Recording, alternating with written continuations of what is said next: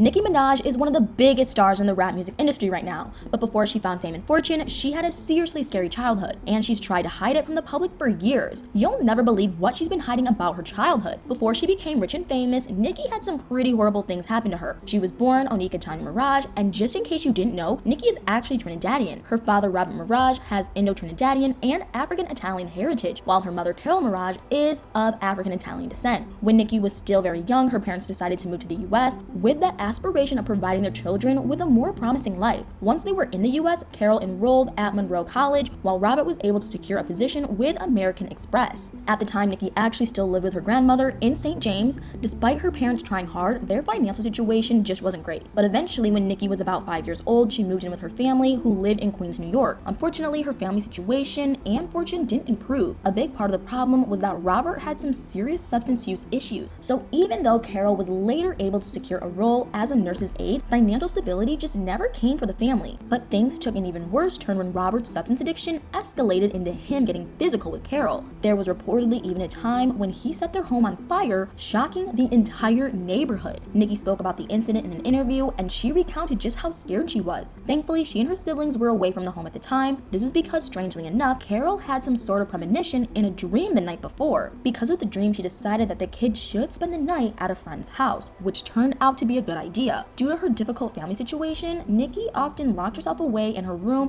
when she was younger, and this was when she began to seek solace in artistic expression. She even adopted alternate identities to distance herself from reality. She took on the identity of Cookie. Cookie existed in her initial alter ego, followed by Harajuku Barbie, and then finally Nicki Minaj. Although she is universally recognized as Nicki Minaj, Nicki later revealed that she didn't feel like it actually reflected her true identity. She revealed that a producer had in fact coerced her into adopting the stage name. She apparently didn't really like it. Ultimately, she obviously agreed to it, but her intimate circle of family and close friends still pretty much all call her Onika. Over time, her dad's journey toward recovery also led to the restoration of their family bond. However, it wasn't a transformation that happened overnight, which makes sense given everything she and the whole family went through. Another thing that not a lot of people know is that Nicki might have gotten pregnant when she was a teenager. Two of her songs, All Things Go and Autobiography, allude to the idea that she was, but she decided not to keep the baby. Although some rumors have come up that she had the child and had him or her put up for adoption. Some people believe that she may have raised the child away from the prying eyes of the public,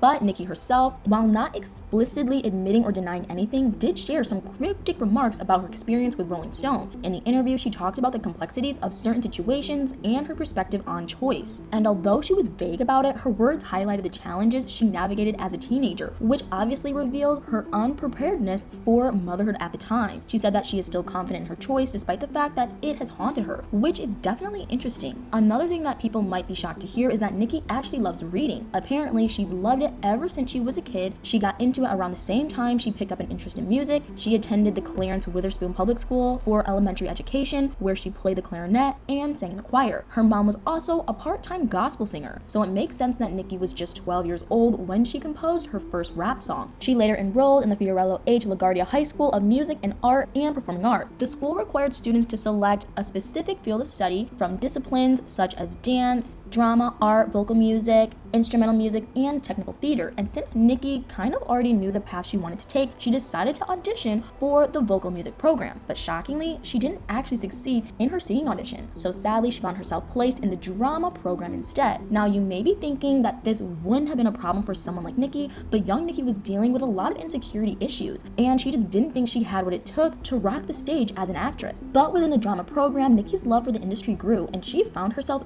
deeply captivated by figures like Meryl Streep. For anyone who has been observant enough, you can kind of see Meryl's influence on Nicki's persona. In addition, Jada Pinkett Smith also provided Nicki with some acting inspiration, and when it came to music, she found her inspiration from artists such as Jay-Z, Foxy Brown, Lil Wayne, Madonna, Beyonce, and even Kanye. But it took a while for Nicki to find herself on the path to the entertainment industry. She initially worked at approximately 15 different jobs before the realization hit her. Nicki's final pre-entertainment role was as an office manager. However, that didn't suit her well, and her pay patience was constantly being exhausted. She had to deal with loud and annoying colleagues as well as some really testy customers. And that was when she had the realization that the conventional 9 to 5 routine wasn't a fit for her. Because she did drama in high school, she initially tried to pursue a Broadway career. She got to play the role of Cassie in the off-Broadway drama In Case You Forgot, but beyond that, she didn't make much headway. Then she did a short stint with the Brooklyn band Full Force, but she eventually broke off from them and began posting songs to her MySpace page. She started sending out demos of work to her record label executives, and things finally started moving in the right direction for her when Dirty Money Record CEO Fendi discovered her distinctive sound. Mainstream recognition soon gravitated toward her sound, and in April 2010, Nicki released Massive Attack as the lead single for her debut album Pink Friday. Needless to say, after that, Nicki became a huge star, and she seems to be doing really well right now. A while ago, she tied the knot with a man named Kenneth Petty, and they welcomed a baby boy into their life. Of course, her life in the spotlight hasn't been without its controversies, but right now, she does seem happy. Anyway, what do you guys think about all this? Did you know all these things about Nicki's childhood? And what do you think about the fact that she didn't even like the name Nicki Minaj at first? Let me know in the comments below.